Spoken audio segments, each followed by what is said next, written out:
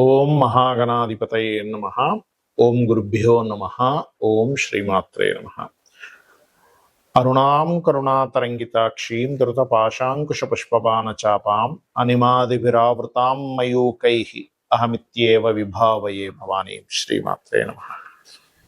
ప్రేక్షకులకి ఆ లలితాంబిక అమ్మవారి యొక్క అనుగ్రహం పరిపూర్ణంగా కలగాలని స్ఫూర్తిగా కోరుకుంటూ మనం ఈరోజు ప్రాపర్టీ విషయం, అంటే ఒక జాతకుడు తను స్వయంగా సంపాదించుకునే ప్రాపర్టీ యోగం ఎలా ఉంది, అసలు ఏ గ్రహాలు బలపడాలి స్వయంగా సంపాదించుకోవాలంటే. ఇక రెండవది ఏంటంటే తండ్రి ద్వారా వస్తుంది ఒక్కోసారి, అంటే తండ్రి యొక్క ఆస్తి జీవుడికి వస్తే మంచిదా, అసలు తీసుకుంటే మంచిదా కాదా, అసలు వస్తుందా లేదా అనేటువంటిది. కొన్నిసార్లు తాతగారిది, మరి కొన్నిసార్లు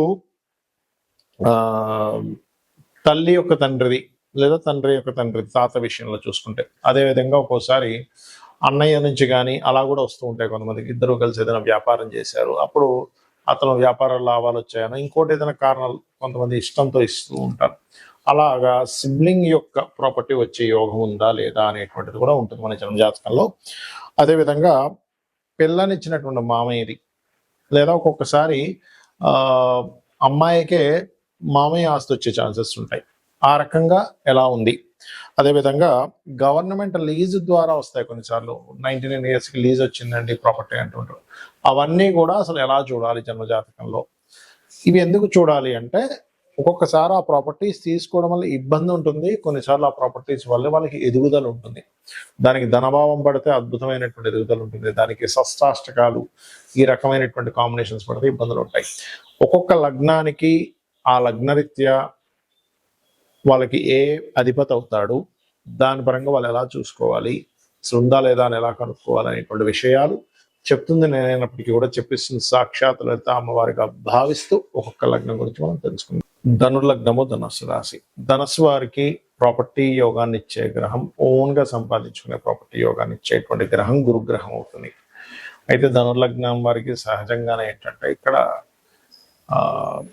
గైడింగ్ నేచర్, స్పిరిచువల్ యాక్టివిటీస్ ఎక్కువగా ఉంటాయి. సర్వసాధారణంగా ఎక్కడో గురువు పురుచండాల యోగంలో పాడైతే తప్పితే అదర్వైజ్ మంచి యోగం ఉండేటువంటి సంబంధం ఉంటుంది. అయితే ఇక్కడ మీరు గమనించినట్లయితే ఈ ధనస్సు వారికి ప్రధానంగా గురుగ్రహం బాగుంది, ప్రాపర్టీ చక్కటి ప్రాపర్టీ ఉంటుంది, అందులో ఎటువంటి సందేహం లేదు. దానికి శని కూడా కొంచెం మంచి ఆస్పెక్ట్తో ఉండి స్వయంగా సంపాదించుకోగలుగుతారు. అయితే ఈ ప్రాపర్టీ ఎవరి ద్వారా వచ్చే ఛాన్సెస్ ఎక్కువగా ఉంటాయి. తండ్రి ద్వారా వస్తుంది అనుకుంటే 12వ స్థానం బాగుండాలండి, అంటే కుజుడు బాగుండాలి. పంచమ వ్యయాధిపతి అయిన కుజగ్రహం బాగుండి 4కి సంబంధం వచ్చింది, ఖచ్చితంగా తండ్రి ప్రాపర్టీ వస్తుంది. అలా కాదండి అష్టమాధిపతి చంద్రుడు బాగున్నాడు, తాతగారి ఆస్తి మీకు ఖచ్చితంగా వస్తుంది.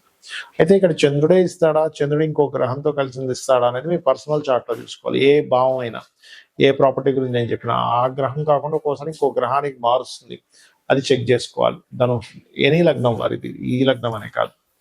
ఇంకొక విషయం ఏంటంటే ఇక్కడ మీకు తాత తండ్రి, అదేవిధంగా జీవిత భాగస్వామి నుంచి రావాలి అంటే బుధగ్రహం బాగుండాలి. జీవిత భాగస్వామి యొక్క తండ్రి నుంచి రావాలి అనుకుంటే 6వ స్థానాధిపతి అంటే శుక్రుడు బాగుండాలి, గుర్తుపెట్టుకోండి.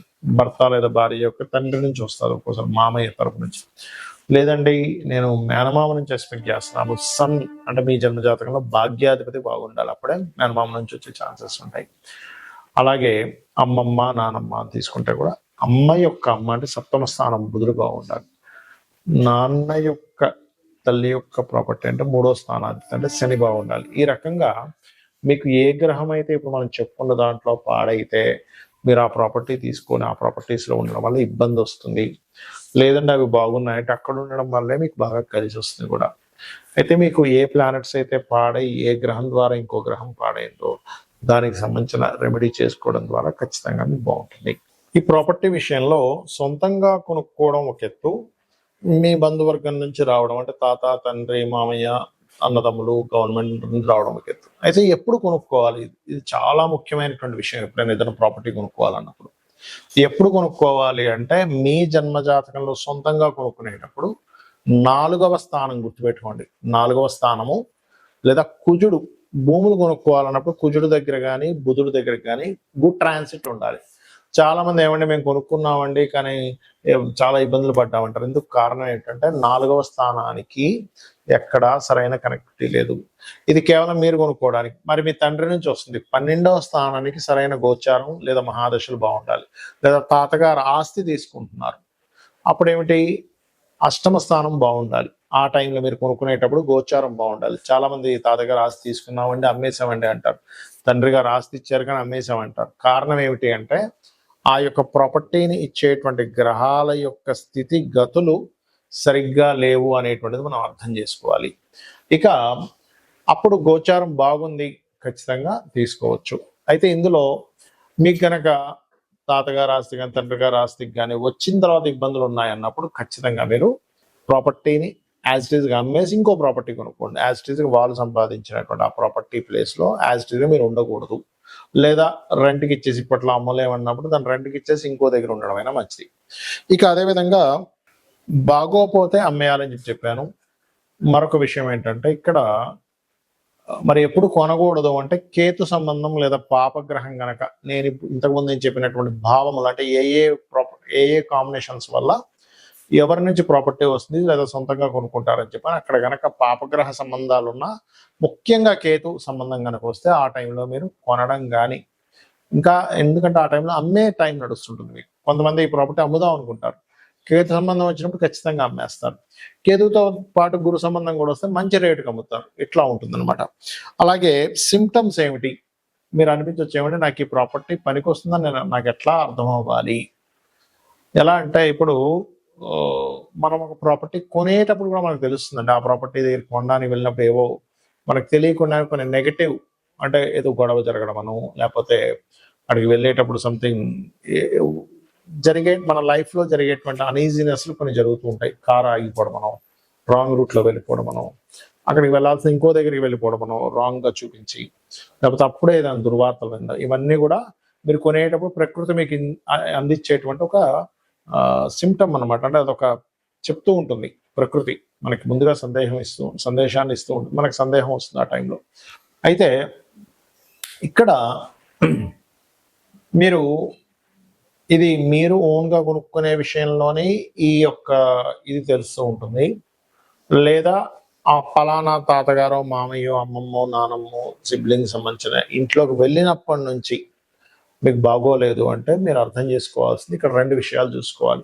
ఒకటి, మీకు మహాదశ అంతర్దశలు ఏమైనా ఇబ్బందినిచ్చేటువంటిది ఉందా, అది ముందుగా చెక్ చేసుకోవాలి మీరు. ఇక రెండవ విషయం ఏంటంటే ఆ ఇంట్లో వాస్తు దోషం ఉండడం వల్ల వచ్చిందా. ఒక్కొక్కసారి మీకు అది కలిసి వచ్చే మీకు తండ్రి వల్ల తాత వల్ల యోగం ఉన్నప్పటికీ వాస్తు దోషం వల్ల మీకు మహాదశ అంతర్దశల్లో బాగోపోవడం వల్ల వస్తుంది. అంతేగాని ప్రతిసారి తండ్రి ప్రాపర్టీ తాత ప్రాపర్టీ కలిసి రాకపోవడం ఉండదు. అవి చెక్ చేసుకుని అవి కూడా బాగున్నా సరే బాగోలేదంటే మీకు ఎక్కడో ఇబ్బంది ఉందని అర్థం. కొంతమందికి జాతకాలు ఉండవు. జాతకాలు లేనప్పుడు వీలైనంత మటుకు అక్కడికి వెళ్ళినప్పటి నుంచి ఇబ్బంది వస్తుంది అన్నప్పుడు దాన్ని రెంట్కి ఇచ్చి ఇంకో దగ్గరికి వెళ్ళడం మంచిది, లేదా అమ్మేసి ఇంకోటి కొనుక్కోవడం మంచిది. ఇక ప్రాపర్టీ పరంగా ఇలా ఉందండి, మేము ఏం చేయాలి? ఇప్పుడు సొంతంగా ప్రాపర్టీ కొనుక్కోవాలన్నా లేకపోతే ఎవరైనా సరే ఏదైనా ప్రాపర్టీ పొందాలన్నా ముఖ్యంగా గురు కుజ గ్రహాల దగ్గర దీపారాధన చేస్తూ ఉంటే తొందరగా ప్రాపర్టీ యోగం వస్తుంది ఒకటి. రెండవది, మణిద్వీప వర్ణన ఖచ్చితంగా ప్రాపర్టీ యోగాన్ని, ఏదైనా గృహం కొనుక్కోవాలనే యోగాన్ని కలిగిస్తుంది. సరే, ఇవి ఓకే. ఒక ప్రాపర్టీ కొన్నాము, అది కబ్జాలోకి వెళ్ళిపోయింది, లేకపోతే లిటిగేషన్స్ ఏర్పడ్డాయి, గొడవలు నడుస్తున్నాయి, ధర్మబద్ధంగా మీరున్నారు, అయినా సరే ఆ యొక్క ఆస్తికి సంబంధించింది మీకు ఎంతో పోరాడుతున్నారు, రావట్లేదు. అలాంటప్పుడు వారాహి అమ్మవారి యొక్క అష్టోత్తరము, వరాహ స్వామిని పూజించడము, ఇవి చేయాలి. మీకు ఈ రకంగా గనక మీరు చేసినట్లయితే మీకు ఖచ్చితంగా రావాల్సిన ప్రాపర్టీ రావడము, అదేవిధంగా ప్రాపర్టీలో ఏదైనా ఇబ్బందులు ఉన్నా సరే తొలగిపోవడం అనేటువంటిది జరుగుతుంది. కాకపోతే ఇది ఎన్ని రోజులు చేయాలి అంటే మీకు ప్రాపర్టీ క్లియర్ అయ్యే వరకు ఈ అష్టోత్తరాలు చదువుకోవడం చేయండి. కొనుక్కోవాలన్నా కూడా, ఏదైనా ప్రాపర్టీ కొనుక్కోవాలన్నా కూడా ఇందాక నేను చెప్పినట్టుగా గురు కుజ గ్రహాల దగ్గర దీపారాధన రెగ్యులర్గా చేయండి. మంగళవారము, గురువారం ఇలా చేసినట్లయితే ఖచ్చితంగా మీకు రావాల్సిన ప్రాపర్టీ వస్తుంది. శ్రీమాత్రే నమః.